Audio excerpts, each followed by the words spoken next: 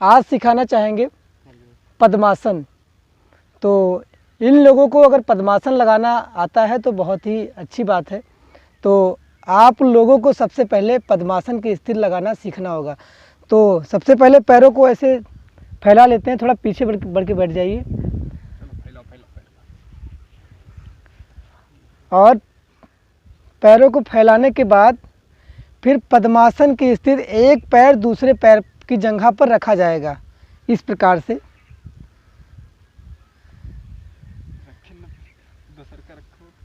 ऐसे, ठीक है। फिर दूसरे पैर को मोड़कर सहारा लेते हुए आराम से धीरे धीरे, ज़बरदस्ती ना करें। अगर हो सके तो करें, अन्यथा ना करें। हो गया? नहीं हो रहा तो रहने दीजिए, अर्ध पद्मासन लगा लीजिए, केवल एक पैर वाला पद्मासन, केवल ऐसे पद्मासन लगा लीजिए। ये अर्ध पद्मासन है। संपूर्ण पद्मासन धीरे धीरे आ जाएगा करने पर। तो संपूर्ण पद्मासन सबका एक बार में नहीं हो पाता है, तो जितना सरल हो उतना ही करें।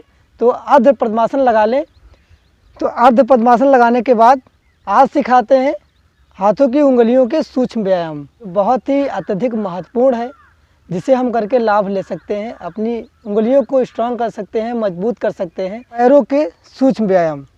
हम पैरों को ऐसे फैलाते हैं, फिर अपना ध्यान केंद्रित करते हुए एकाग्र करके, क्योंकि जब हम एकाग्रता बनाते हैं किसी भी आसन को करने के लिए, किसी भी प्राणायाम व्यायाम को करने के लिए, तभी हमें पूर्णतया लाभ मिल पाता है। तो एकाग्रता बनाते हैं अपने मन में।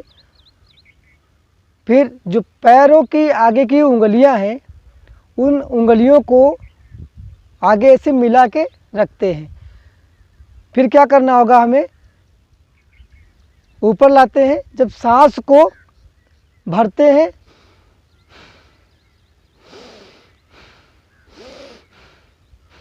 ऐसे करना है, ऐसे मिलाओ।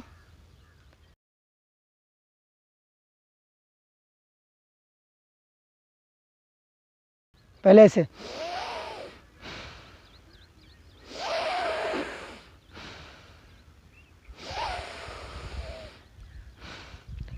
यह प्रक्रिया बहुत ही स्लो मोशन में करनी होगी, बहुत ही धीमी गति से, तभी आपको इसका पूर्णतया लाभ मिलेगा। कमर को सीधा करते हैं, फिर से करते हैं, कमर को सीधा करते हैं एकदम स्ट्रांग। बहुत ही आनंद आएगा अगर ऐसा आप करते हैं। तो जो उंगलियों में टाँच चढ़ती है, ग्रामीण भाषा में टाँच चढ़ना बोलते हैं, समस्या से आप छुटकारा पा सकते हैं। करो।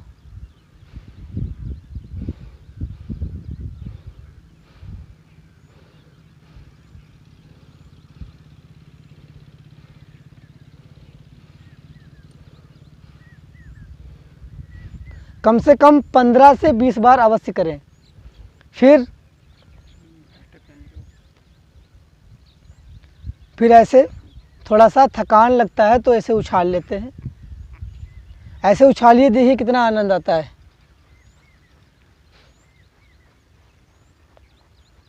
फिर दूसरा स्टेप, ऐसे घुमाना है, राउंडिंग करवाना है। क्लॉकवाइज एंटी क्लॉकवाइज दोनों तरफ से घुमाना होता है, बाएं से दाएं और दाएं से बाएं।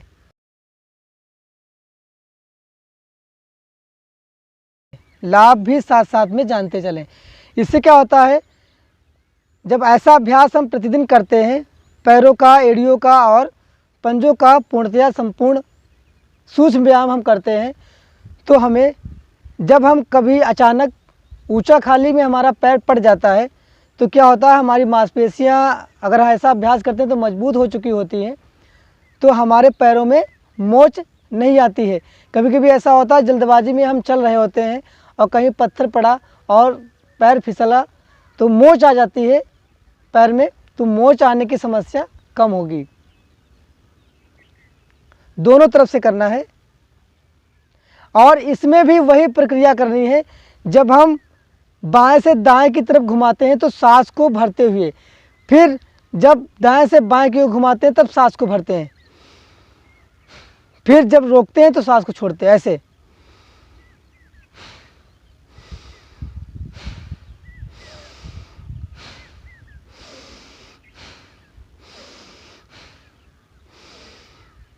बहुत ही गजब सा अभ्यास है। अगर आप इसको प्रतिदिन करते हैं तो आपको बहुत ही अच्छा लाभ मिलेगा और आप इसका लाभ खुद ही जान सकते हैं। अगर आप मन पूर्वक करते हैं, एकाग्रता बनाकर करते हैं तो आपको बहुत ही अच्छा बेहतरीन लाभ होगा।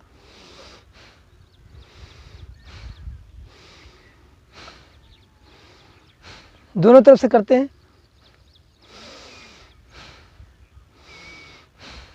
करो।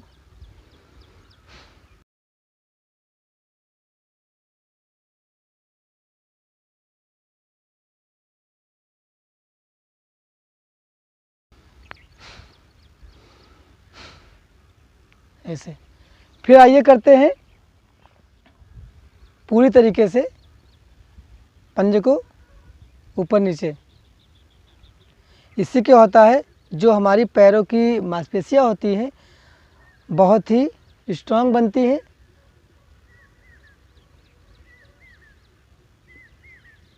ऐसे पैरों में दर्द हो रहा होगा, थोड़ा सा ऊपर नीचे कर लेते हैं।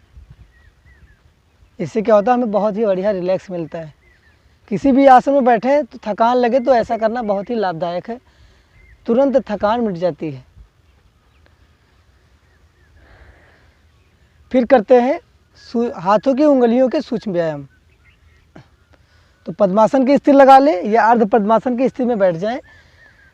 फिर अपने हाथों को सीधा करते हैं, एकदम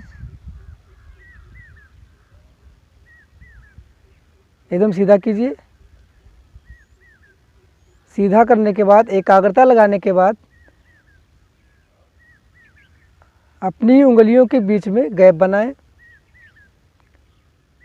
फिर जो आगे के पोड़ होते हैं उसको मोड़ें, ऐसे ऐसे शेर की आकृति के। जब मोड़ेंगे तो सांस को भरेंगे और जब ऊपर लाएंगे तो सांस को छोड़ेंगे। पहले मैं कर रहा हूँ, करके देखिए।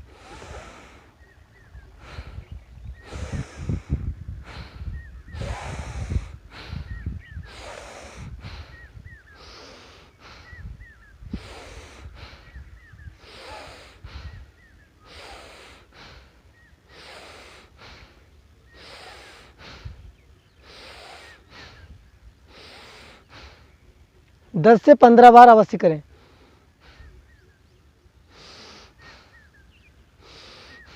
जब उंगलियों को मोड़ते हैं तो सांस को भरते हैं और जब उंगलियां पुनः उसी स्थिति में आती हैं तो सांस को छोड़ने का कार्य करते हैं। इससे क्या होता है, हमारी श्वास गति बहुत अच्छी तरीके से चलती है और हमारा कंट्रोल होता है। यही प्राण शक्ति है, इसी से हमारे प्राणों की शक्ति बढ़ती है। हम बढ़ते हुए क्रम में होते हैं, ना कि घटते हुए क्रम में। और सीधा करके हाथ को एकदम रोक के रखना है। देखते हैं कितना स्टेमिना है। बड़े बड़े जिमों में लोग जाते हैं और वहाँ बड़े बड़े डंबलों को उठाते हैं, तो क्या उससे कुछ लाभ होने वाला है? अपने शरीर के बैलेंस को अगर हम रोक लेते हैं तो उतना ही बहुत है।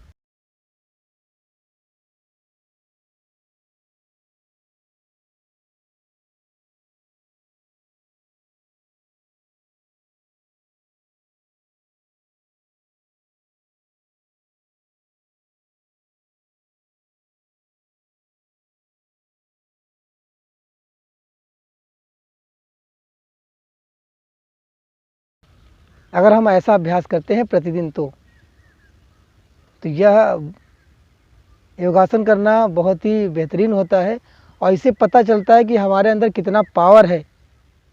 नेचुरल पावर इसको बोलते हैं।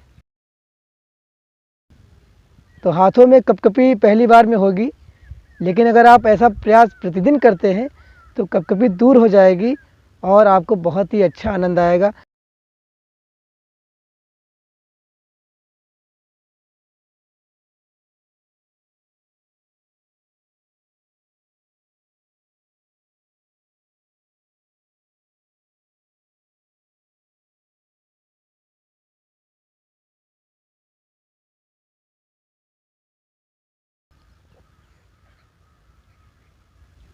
हाथों में बड़ी कपकपी हो रही होगी, बड़ा दर्द हो रहा होगा, लेकिन इस दर्द ऐसा आप सहते हैं तो इससे कोई हानि नहीं है। अगर आप डंबल उठाते हैं, कोई भार वाली सामान उठाते हैं, अगर आप ऐसा करते हैं तो आपका दर्द नहीं ठीक होगा। लेकिन अगर आप शारीरिक व्यायाम करते हैं तो आपका निश्चित ही दर्द ठीक हो जाएगा।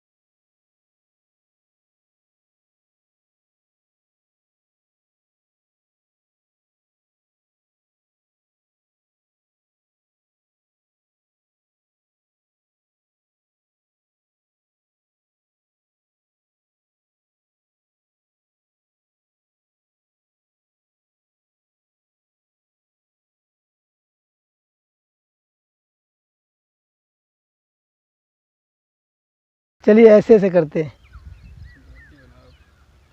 कितना रिलैक्स मिला? रिलैक्स मिला नहीं मिला? कितना आनंद आ गया, बहुत ऐसा लगा कि कोई भार हट गया। अब साइड से कर लेते हैं। ये योग है, ये साधना है, इसको करते हैं तो आपको बहुत ही अच्छा लाभ मिलेगा। ये लॉजिकल लाभ है इसका।